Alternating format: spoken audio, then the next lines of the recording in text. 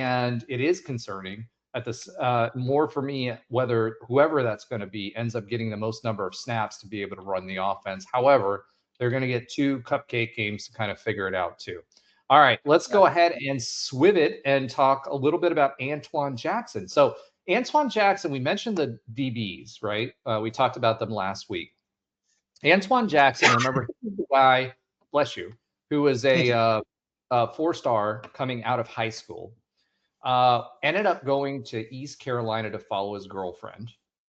Um, Came from East Carolina, transferred to UCF, and was a very, very good player. We were expecting a lot out of him last year. He got hurt, so injured, and that seemed to be a theme last year for our players.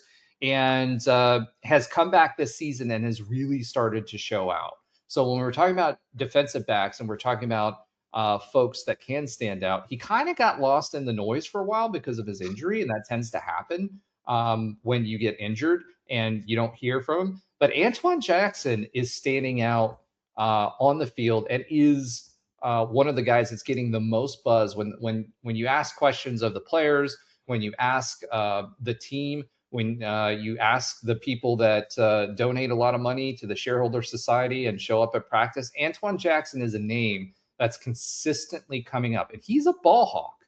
The thing about it is as we talk about this stuff, one of the focuses for this defense is going to be turnovers. Back to what we saw first time in the Frost era. So instead of playing the hands, these guys are going to be playing the ball. And Antoine Jackson has a history and was known for interceptions. So I expect a lot of big things. It was kind of a surprise that it's kind of come back that Antoine Jackson's name's been floating.